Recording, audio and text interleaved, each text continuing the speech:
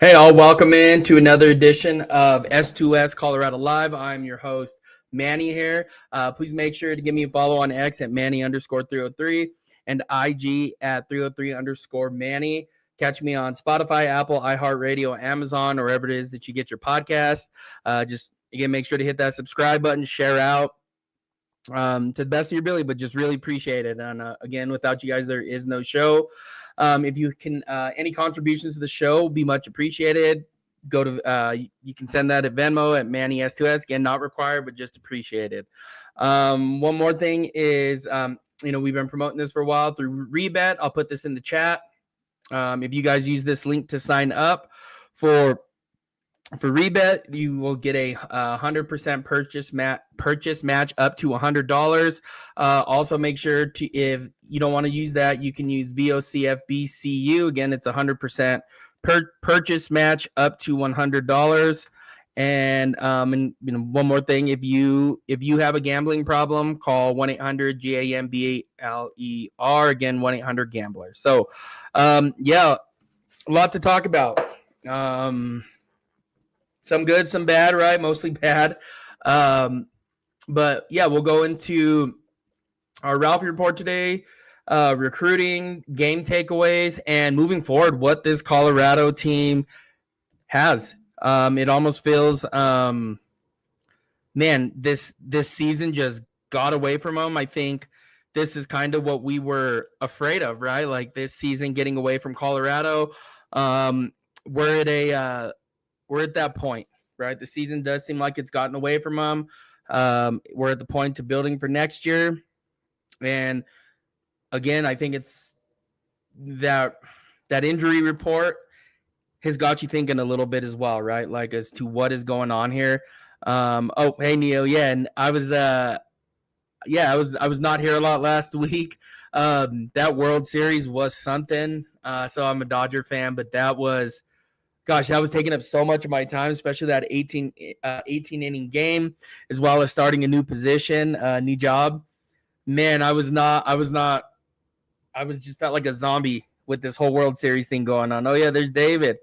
Yeah, check him out, you guys, if you guys can. David Talks Buff. Yo, David, how's it going, man? Appreciate you joining us. That was the best series ever. Holy cow, that was that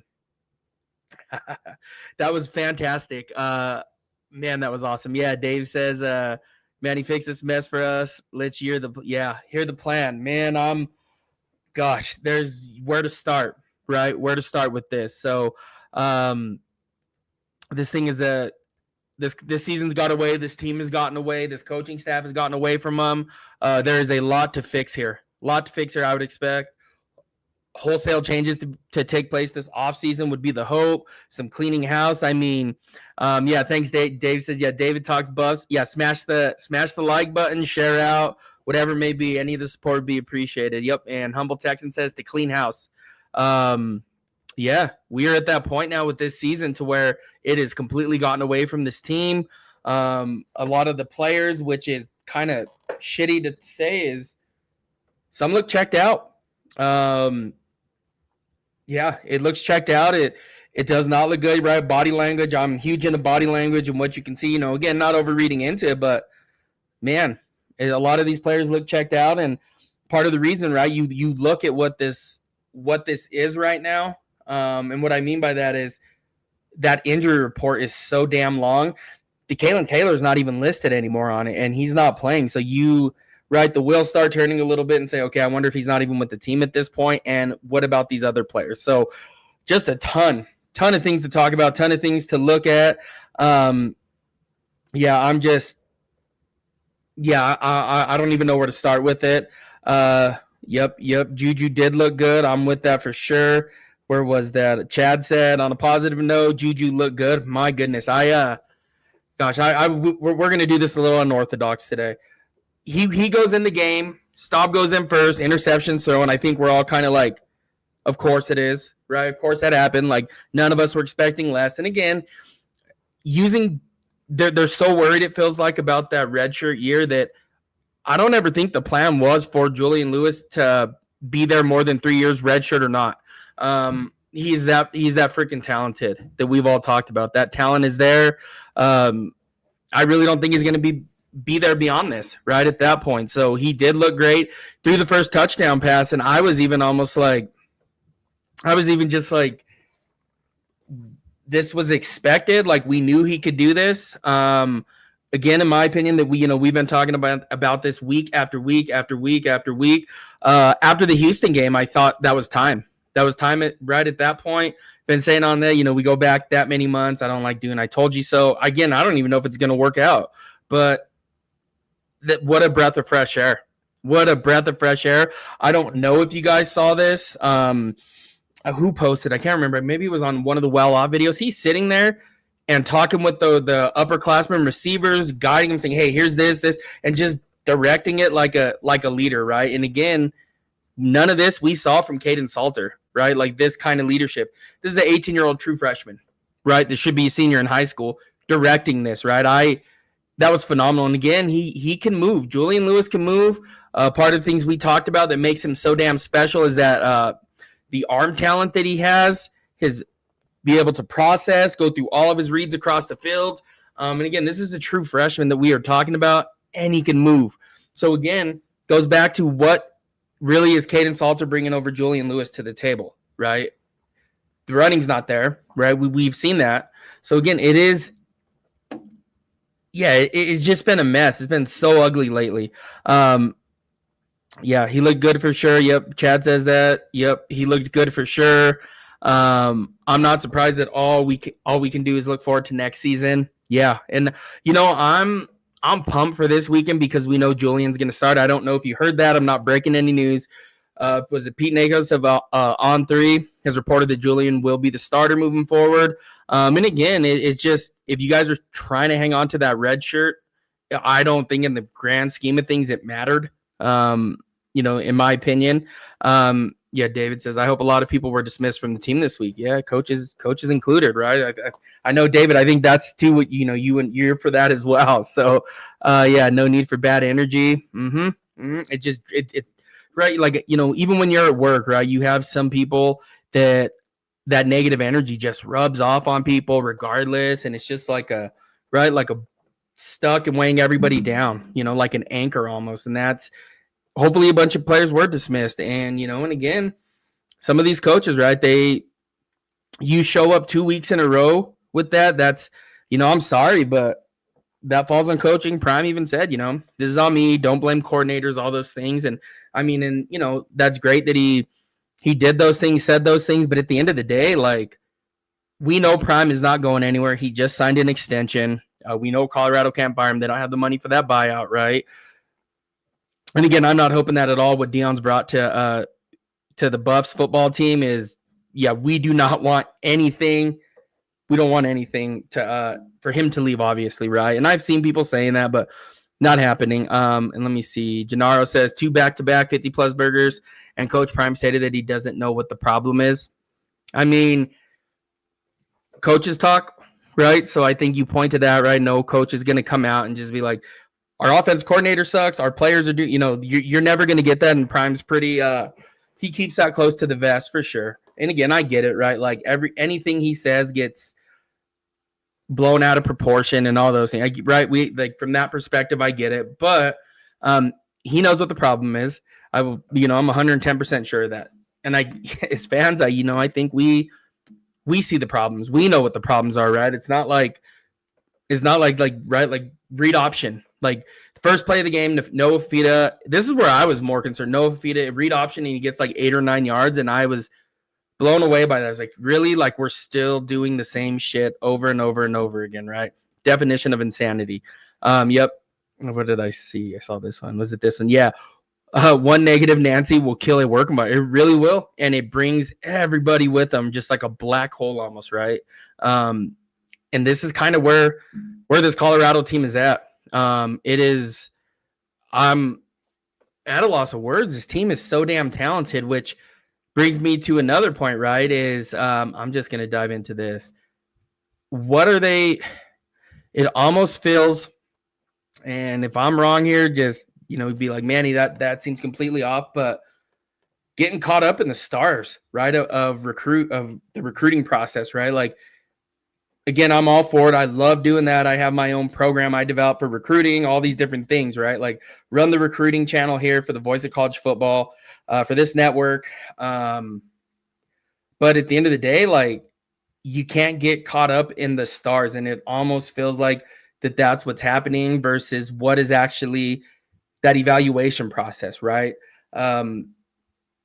Here's a 4-star, and I'm almost even curious if that is what they're doing or whatever it may be, right? Instead of looking at upside, actually watching film, and again, I don't mean like sitting there watching, but like actually watching it, grading out players, walking through that process. This is going to sound crazy. I took a, what was that course? It was a course that I took, or I don't even know, like a program that we got to sit down with different college football GMs. And again, I don't want to be out there specifically saying, one of the questions I had was to this college football GM, and again, this is at a major university, was how do you go about identifying talent or identifying, right? That identification process, right?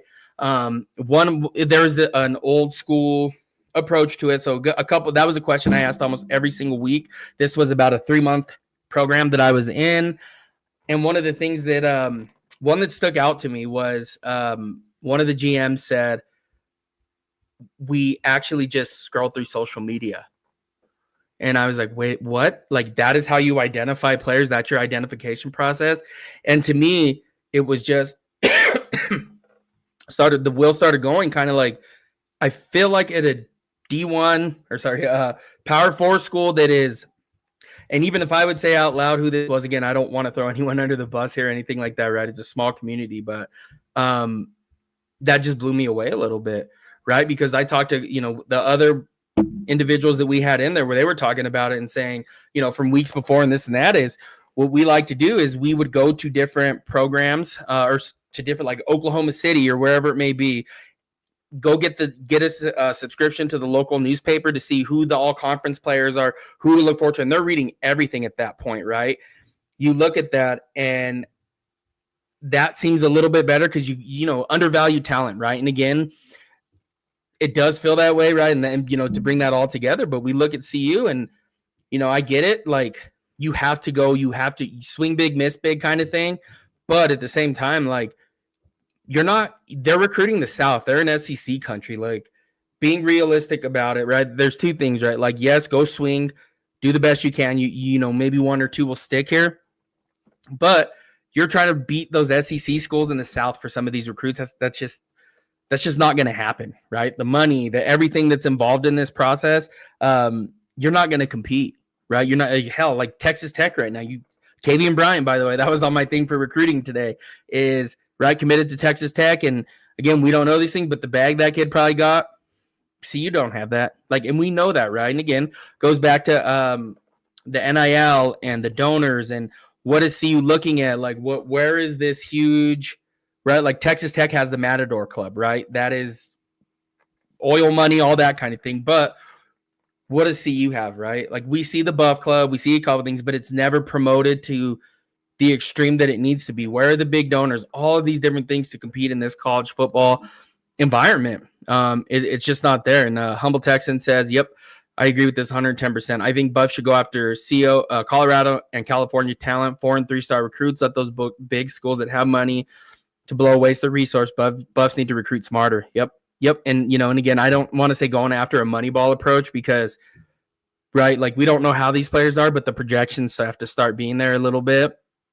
The Buffs were able to kill it in the transfer portal, but now that teams have figured that out as well, kind of left with that, right? The Buffs are going to have to start developing some talent. Hence, probably why you see the big recruiting class that's coming in right now as freshmen, right? They're like, okay, we're not going to be able to keep continuing and compete with all these other schools as far as the transfer portal because of NIL and right until the rev share kicks in and all those things. But they got to figure out something to stay competitive in this market. And again, this is just 1 year, right? I get it. And again, like we talked about, the biggest issue I think this past season was Prime being stepped away. He stepped away. He was not there. Those transfer players that were coming in he wasn't able to sit down and look him in the eye and have that conversation that Prime does, right? The character, right? What are the red flags? All these kind of things, the alerts on a scouting report, whatever it may be.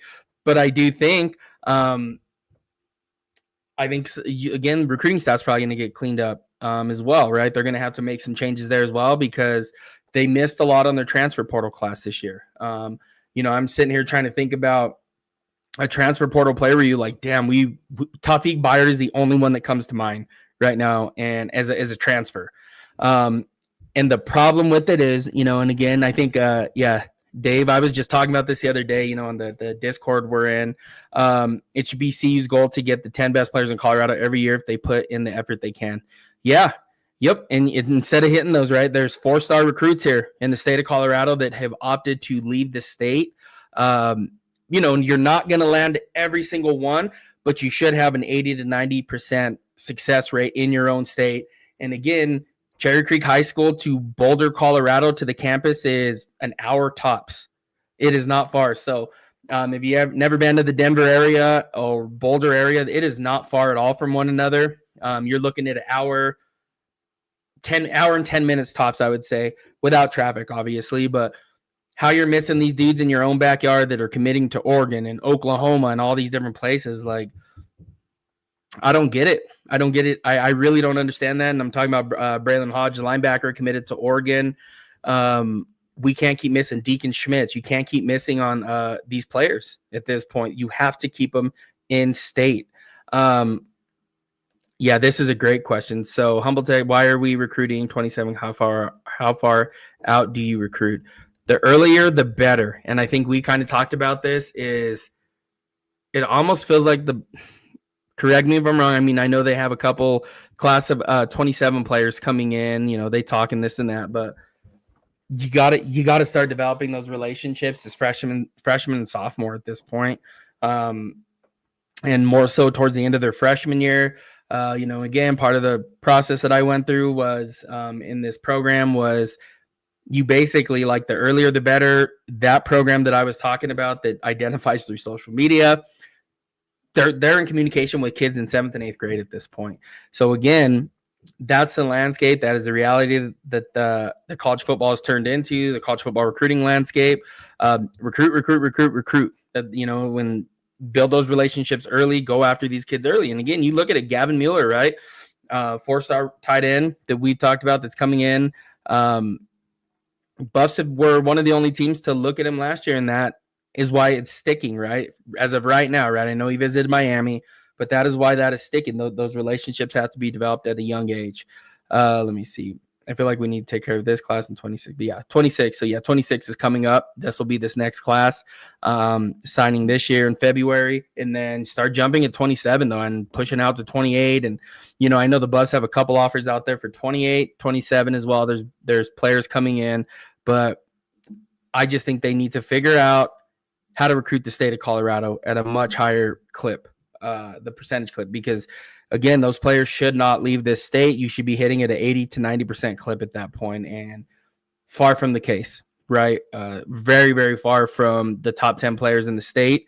Like, I think David's talking about, you should all 10 year, those top 10 players, target those kids. And again, I don't know the process. I don't know how big the recruiting staff actually is there in Boulder, but obviously some things are going to have to change moving forward. They're going to have to start recruiting wiser, right? And again, I don't want to call it like a money ball thing. It's not that, but they're going to have to look at how to recruit better, right? And again, they keep going into the South, and you're not going to win a lot of, you're not going to beat the SEC. It's not going to become a constant thing where you're beating the SEC schools out, right? And again, one of the things that when Colorado is good, they're typically recruiting California as well. Really, really good, hitting that state hard. That pipeline needs to come back, and then they need to figure out a way to get these players and keep them in Colorado, right? Like your JJ Billingsley that were, I think it was Eagle Crest High School, those guys that were, Jeremy Bloom up in Loveland. You got to keep those dudes in state, right? Like those ones that are good. I remember they lost Jeff Byers. I believe he was in Fort Collins. He ended up going to USC, played in the NFL for a little bit, but he was an All-American offensive lineman at USC. They could not keep him in state, right? The same goes for Lindell White back at Chatfield back then. You got to keep those guys in state, you know. And again, that clip has to be hit at an 80 to 90% hit rate. So yeah, I think that's part of it. Yeah, and this is perfect. If we can't win, it doesn't matter how far out we recruit. We have to fix now before we can plan for future. Yep.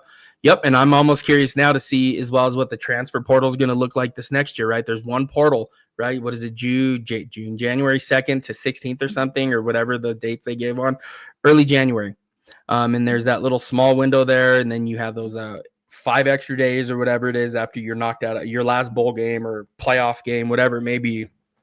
But I'm with you guys on that. I think the Buffs have to do a lot better job here. This recruiting staff, it's almost like a whole holistic change needs to take place for this team. So that's where I'm at. Again, I'm almost ready to, and I think, Dave had a good idea. I think I'm just going to start jumping into it and, the money side of things, everything like that, because it's not adding up at this point, right? Like, you look at some of these other schools that have all of these different, NIL groups, right?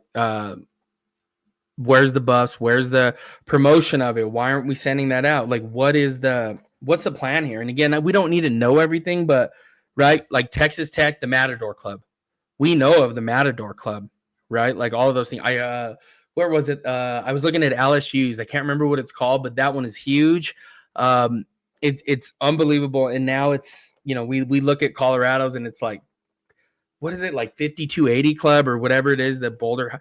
There's one of them that Rick George sent out an email a couple months ago.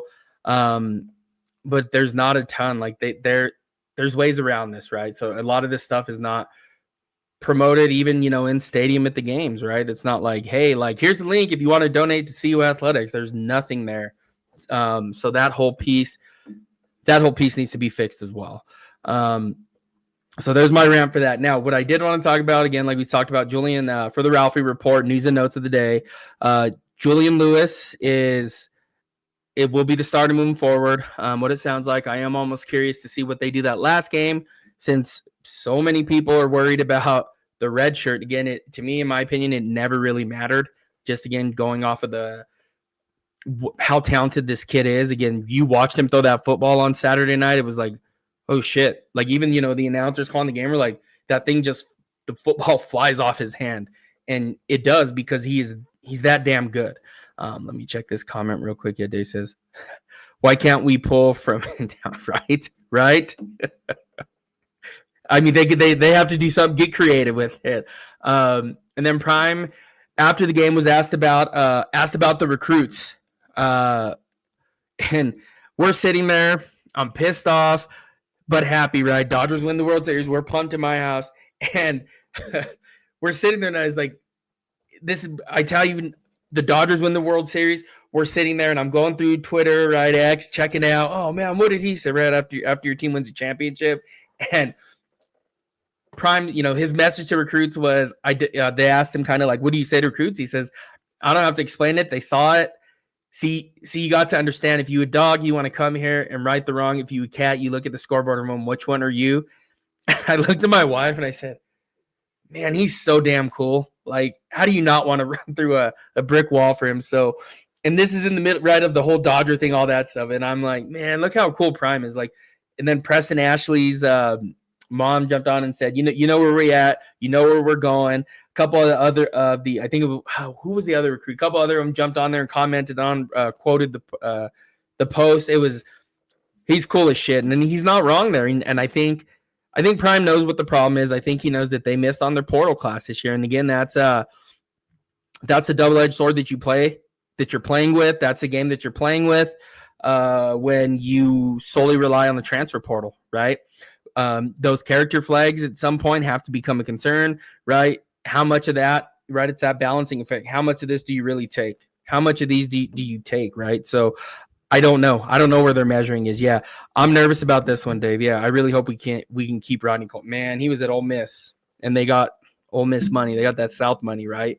Yeah, I'm nervous about that one. And Gavin Miller going to Miami to visit. So I reached out to somebody I know, and they didn't give me an answer back on Saturday. I don't think they're going to. I don't think they would anyway. But someone I know that's on. Yeah, that's close to it. But they never give me an answer about that kind of stuff. So, but I was curious about that as well. And Gennaro says the biggest problem is giving Livingston a massive contract. My solution would be to promote Hilo to DC and demote Livingston. 250 plus burgers is unacceptable. Dude, I would just clean house. I mean, I know that CU's not the richest and wealthiest school, but like that, it's a whole philosophical approach. I think to the defense is what needs to change. I would not promote. I would not do any of that stuff. I think it's a whole holistic thing. They have to reground themselves, I think, this offseason on everything, right? From recruiting strategy, scheme, everything needs to be readjusted this offseason. And again, I don't know what the plan is at that point, but I do think that some house cleaning needs to happen. And again, that sucks. That sucks where we're at. Again, does that happen? I don't know, but I really do think that a whole holistic reground themselves. What are we about? Right? There's sometimes you sit down and you're just like, okay, what are we about? What do we want to do? What is it that makes us, that separates us, right, from all the other programs, Big 12, country, whatever it may be? This is what we're going to do. This is what we're going to run. This is the Colorado Buffaloes moving forward, because right now, not working, right? Yep, I'd be okay with it, with every single coach let go. Yeah, me too. And I love, I'm a huge Marshall Faulk fan, huge Warren Sapp fan. But yeah, I think something has to happen. The recruiting staff, this is they missed this offseason. That portal was rough. Outside of, who do we say, Tawfiq Bayard, like there's really nothing to show for it, right? Jaheim Otis, I was really, really excited for him, like pumped for him. And it hasn't been, there's character issues, right? And I don't mean like a bad person, but the laziness, right? Right. And I guess Xavier Hill has been really, really good. Right on the left side there with Jordan Seaton. Zary McGill has been fantastic, right? Zy Chrysler here and there, Larry Johnson, whatever it may be, but it is outside of just a handful of players, right? Like it's not been, they haven't hit. So doesn't. Sincere Brown looks, holy cow, I've never seen somebody get tackled so easily. And like, he's very great running straight, very fast running straight. But after that, it's those little hooks, those little things, just not aggressive enough, fumbled all the right. So missed on that. They just missed this past off season. So I agree. I agree with you, Dave. That does need to happen. Yep. I'm here too. I'm right there with you. I've been very disappointed with Sapp, and the prime isn't going to travel around to recruit. You need every single coach going hard at it. I don't think Pat, Rob, Sapp, or Falk do that. Yep. Or Jason Phillips. Yeah. And here's another thing. And this is just the reality. This is the world we live in, something we've been talking about on here. Prime's going to have to get out and start recruiting, start hitting the trail. And again, I know his health has kind of been, rough these last couple of years. Pray that he is much better and feeling a lot better. But if he's good to go, man, you got to, as part of it, you got to get out on that trail. You got to go recruit. Again, that's just part of the duties of a head football coach. And, what I always say is can you imagine, you're a high recruit, right? But Deion Sanders shows up at your high school, man, like you win at that point. You know what I mean? Like you're like, oh, sold right at that point. Everybody's like, holy cow, like the media that's there, it just turns into this thing, right? Oh, and they're here for me, that kind of thing. So I would be, man, I think that's what needs to start happening. You'll start landing some more recruits, but again, they can't stick too much in the South and SEC country. You're not gonna win a lot of those, right? As we know, you're not gonna win a lot of those recruiting battles with those schools in the South, right? And again, go back to your Colorado pipeline needs to, Southern California pipeline.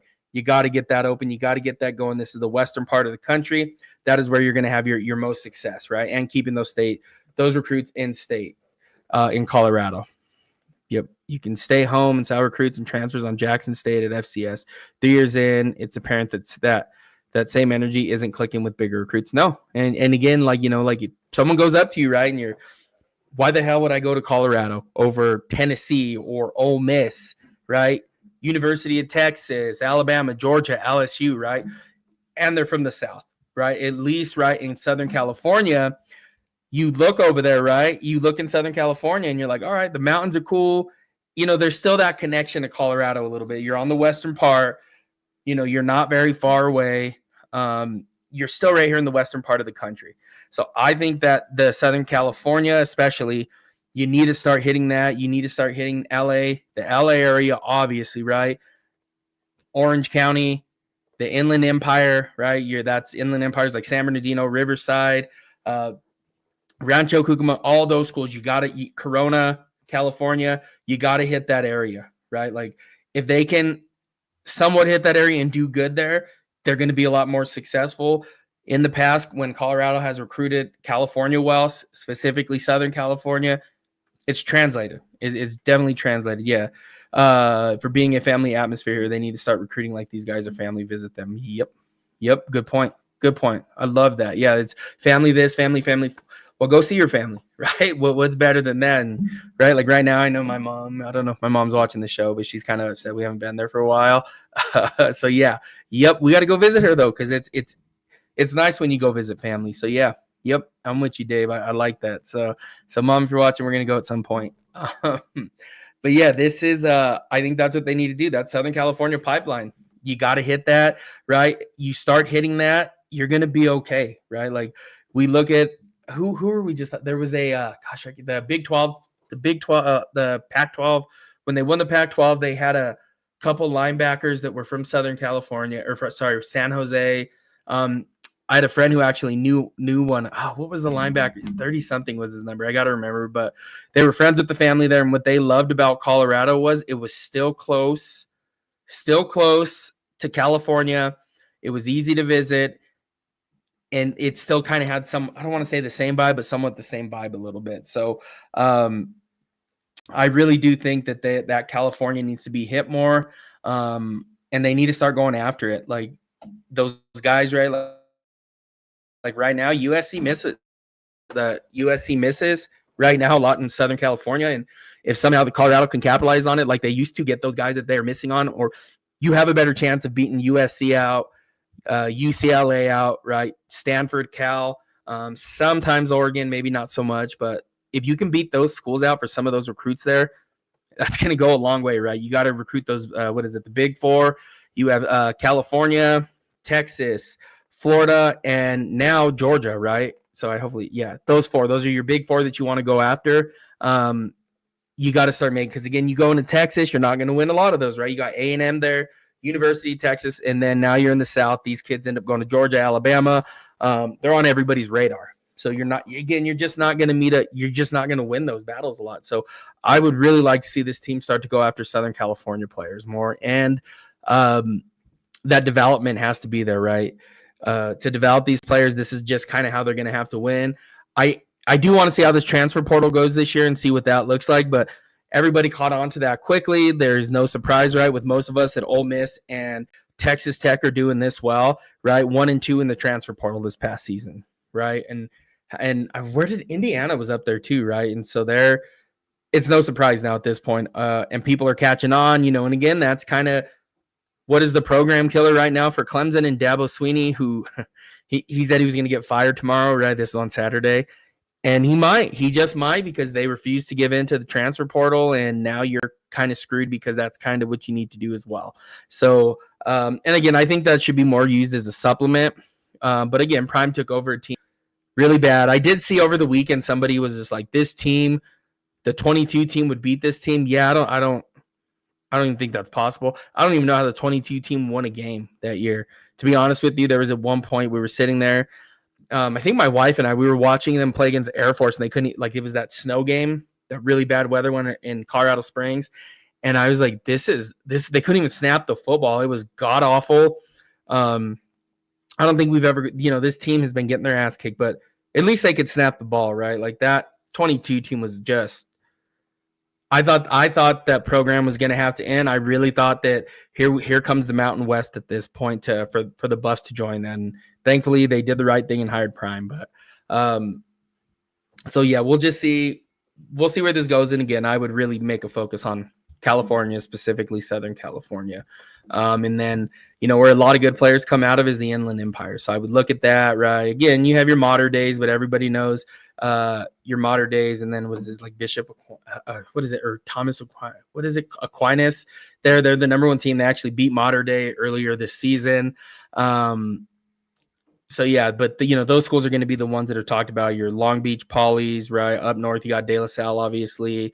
What is it? Caltech, where Marshawn came from. Those are going to be a little bit different. But if you can recruit those other places like Corona, the Inland Empire in particular, you're gonna do pretty well there. So there's other real quick with recruiting, since we're kind of going on, since you guys got to hear my rant about it. Recruiting is 3-star running back Jamarcia Plater is no longer visiting Colorado. Again, getting your ass kicked by 52 weeks in a row will do that. I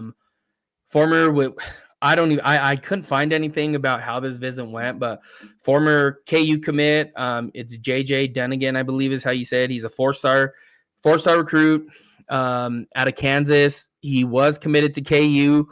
And he decommitted it. So he was in Colorado this last weekend. I don't know if that's a good or bad thing. I did read, though, on On3, who wrote the article? I don't remember who wrote the article, but it was, as of right now, it doesn't feel like this has a big, this doesn't have a big impact on what's this recruiting class right now. But again, that can change at any moment, like we know. Yeah, Mike.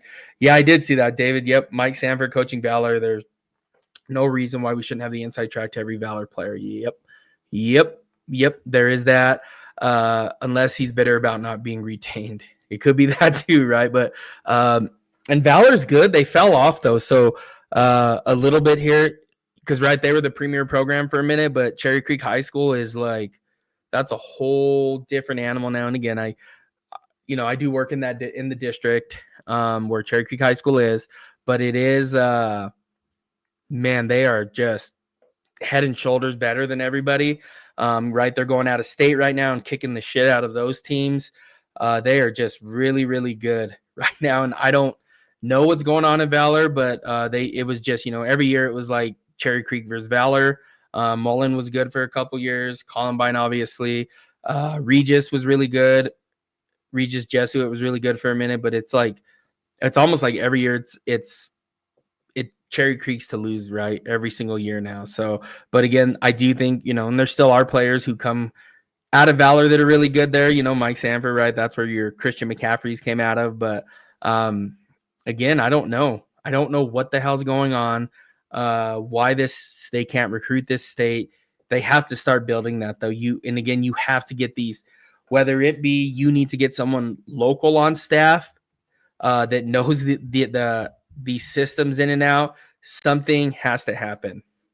David says, is Smoky Hill good? I don't think so. They just got killed or beat pretty good by, where was that? I was just looking at Cherry Creek because obviously they're the 1 seed. Season just ended, undefeated, obviously.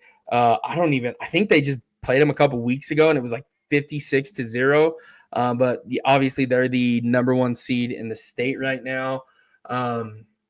Yeah, I'm pretty sure they just played 2 weeks ago, 51-3 against Smoky Hill. Just nobody can really even keep up with them at this. What is Smoky Hill? Oh, they beat Cherokee Trails. They beat CT a couple weeks ago. It's just unfair what they have built right now. What is Smoky Hill's record this year? Now I'm just curious because it's not working. I don't know what the standings are. I should just do that. Let me see. Now I'm just curious. You got me thinking now. It's just almost not fair because I think we kind of already know who's going to win it every single year. Yeah, that is the lack of Fairview commits is insane. Yep.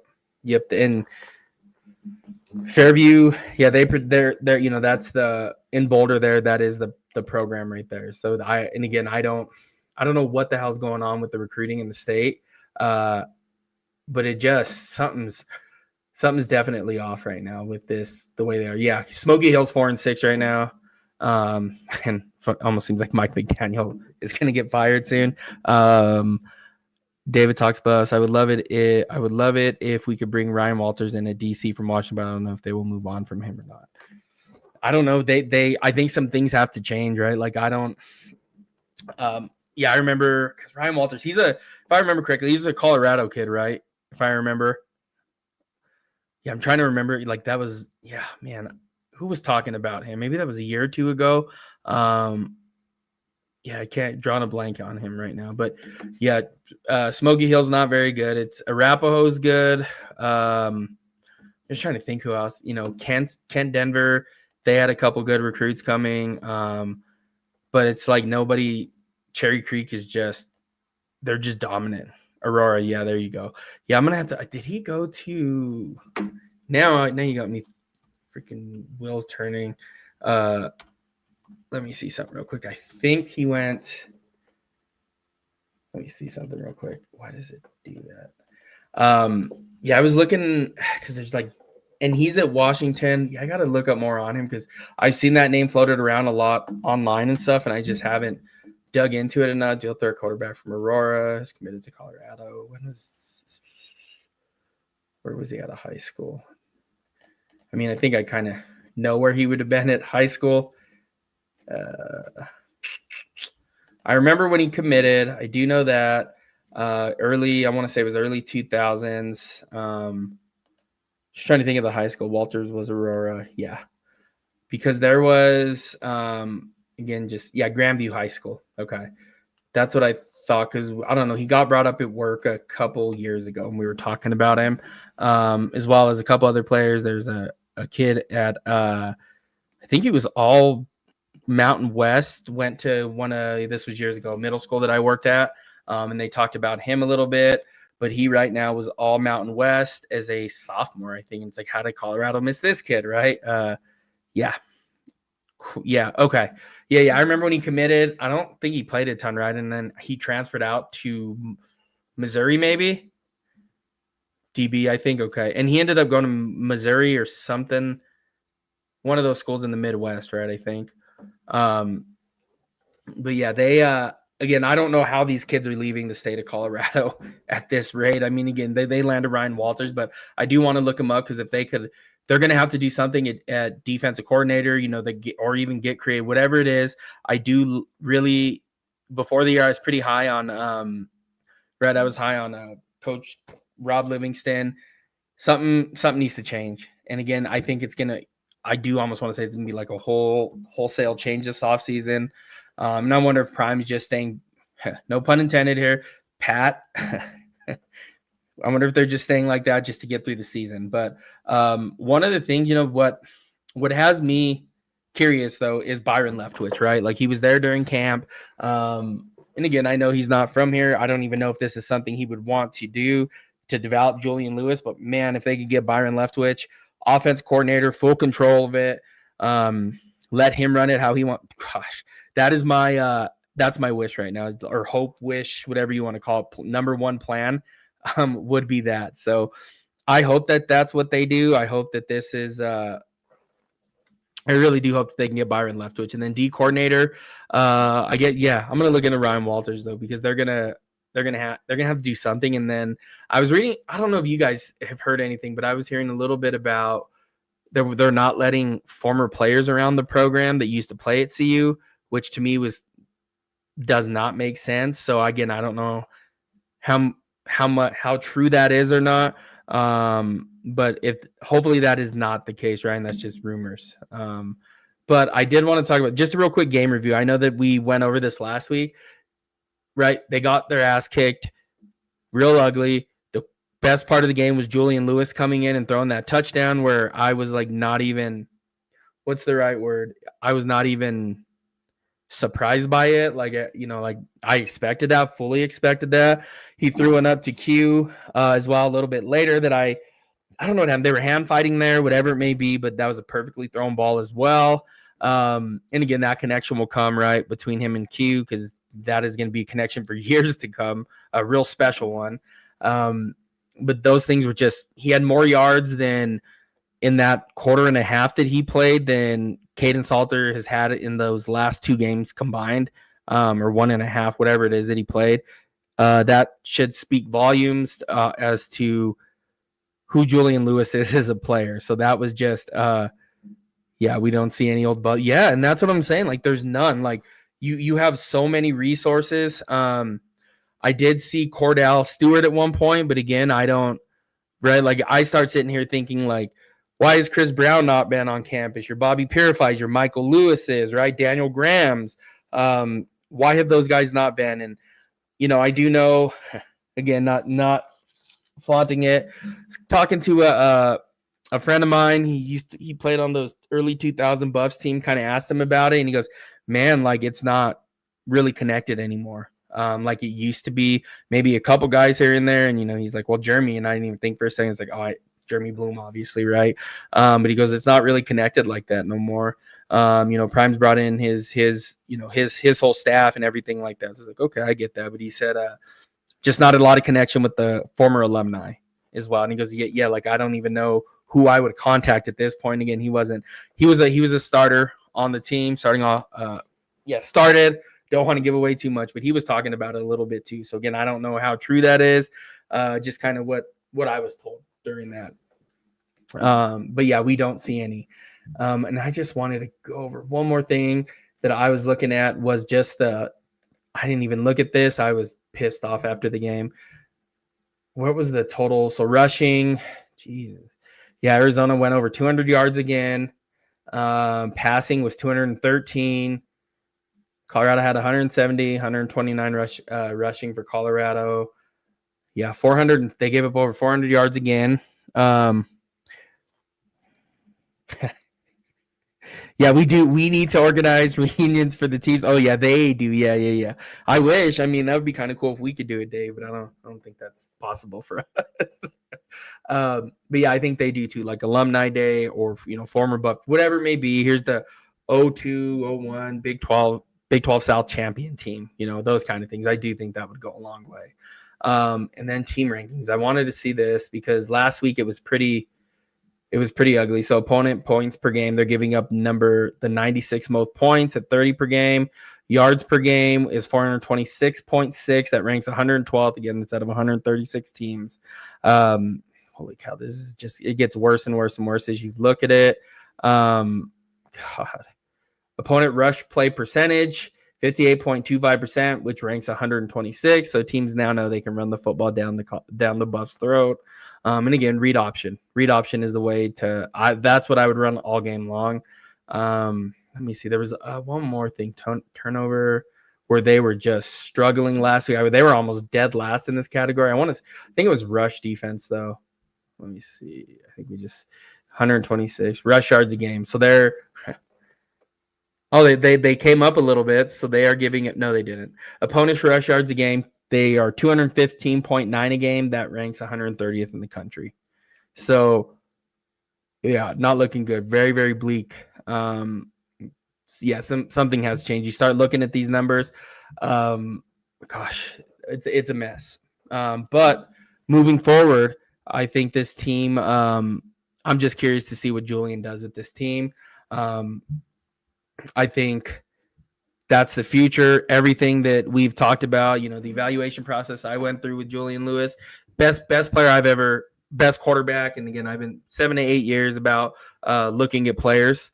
Best quarterback I ever evaluated. Again, if you guys are even curious, at some point I can put we can go over the scouting report one day with it that I have for Julian Lewis. And the whole system I run that we would do, that I was showing earlier in the year. I don't know how much that was enjoyable, to look at an actual scouting report.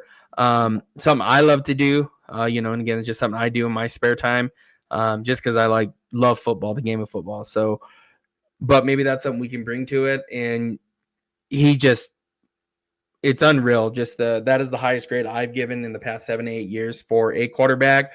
So when the Buffs did land him, right, because he was going to USC, and I was like, all right, I can see how he wants to go there with Lincoln Riley. And then the Buffs landed him, and I was just like, holy shit, that was I was just like, man, they just landed right. There's talk last summer, however many summers ago that was. That was crazy though. I was just like, they're gonna land him, like Julian Lewis, like Juju Lewis, right? Carrollton, Georgia. I was holy shit, right? There's no way. Yeah. Let me get that ready because I got to do a whole thing, using StreamYard, upload it all, find it all. But I'll let's do that on Friday. I think that'd be a good primer before his first start. So let's do that on Friday night show, and we'll go over it because, yeah, I think people are going to look at it and be like, dude, you're just a CU fan. No. I had this up before he even committed to CU when he was on his way to USC. So, and again, I don't know if you guys seen Bryce Underwood this past weekend, what he looked like. And again, that he is a very, very good player, but it is almost like you got to pay attention to those, your on three rivals, 24/7, not so much 24/7, but those other ones though that you do look at, it just is, there's a whole thing behind it that, that I started to find with hosting a platform for college football recruiting with the company, the Voice of College Football Network. There's a lot that goes into those rankings that are not even football related. So just to give you guys a heads up on that. But yeah, let's do that on Friday's show. I'll bring that scouting report, bring it up. I think we did Joseph Manu and who was it Preston Ashley? Or maybe there was a couple of them. We were doing this early in the season, and then I would bring them up, and I think I would lose viewers at the time, so I would just not. And maybe Neil, you weren't watching at that time. Viewers would just kind of just start like trickling out with all the your critical factors, all the different things that are within a scouting report. So yeah, it's really cool. It's just something I like to do. So let's dive into that on Friday, and I think that'll get us, it's a good primer to get us into Julian's first start, because he is a man. I'm not gonna be shocked if he goes out there and throws for 4 or 5 touchdowns. Again, not putting pressure on him, but none of this would shock me. Even when we had Dukes on earlier in the season, I guess it was before the first game with Dukes and Scoops on. Man, we were talking, and he was just like he just said he's just Jews just like that, right? Talking about Julian. And then I saw after he threw a touchdown pass, Dukes he threw out there. He just put this is all Jews ever known, and it was a couple things that he was saying during the show that me and him have talked about before, but he wasn't even shocked about it. And again, I wasn't, just because of watching all that Carrollton film. But yeah, let's definitely dive into that.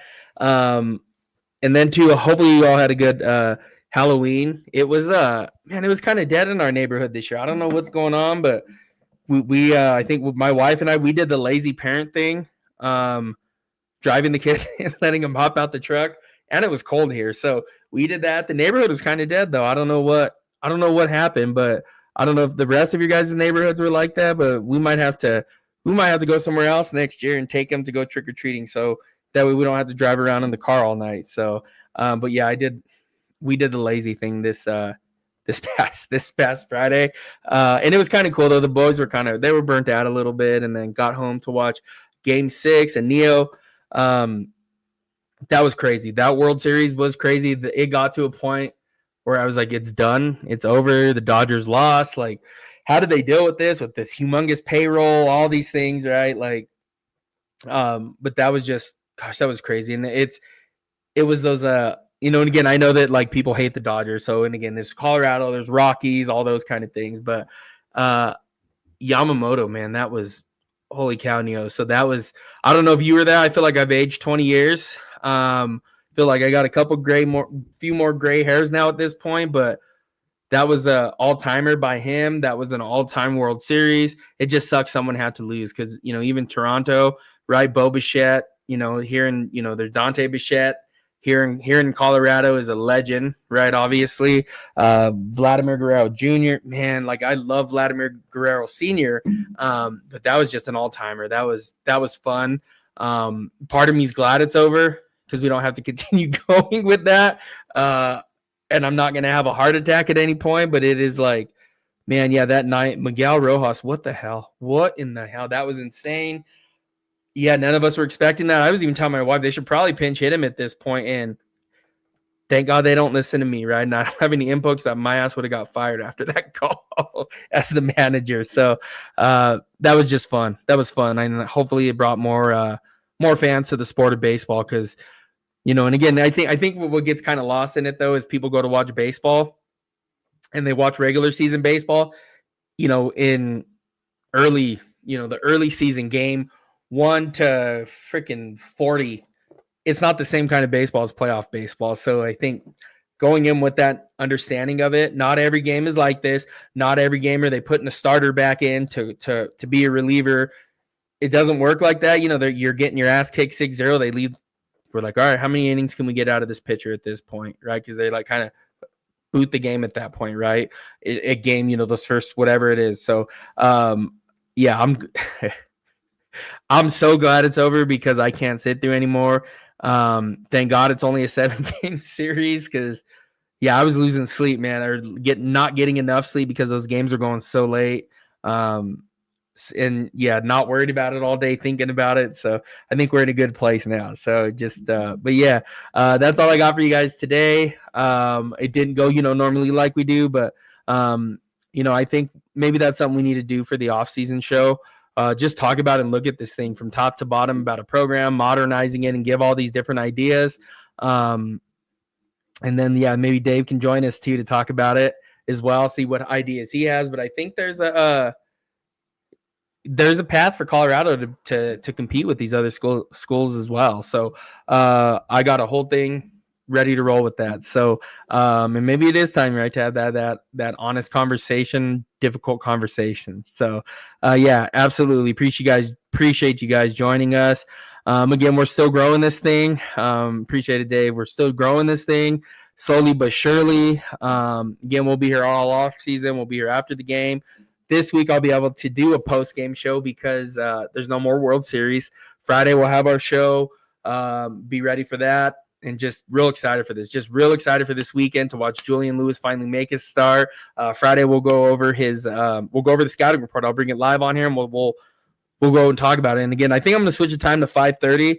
It is now getting darkish, like at 5 o'clock here in Colorado with the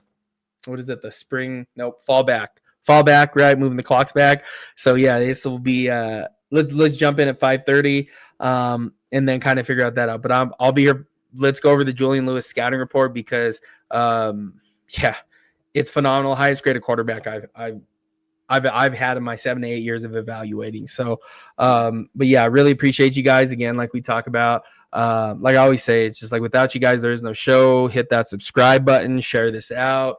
Appreciate every single one of you guys. Again, follow on X at Manny_303 and Instagram at 303_Manny. Anywhere that you guys get your podcast, we're on every single one of those. And again, till next time, like Heisman Trophy winning Travis Hunter said, Sko Buffs, baby. All right, have a great week at work. And we'll catch you guys on Friday. And again, just real excited for this week and for Juju to get his first start. But have a great week. We'll catch you guys. Yeah, we'll catch you guys next on Friday.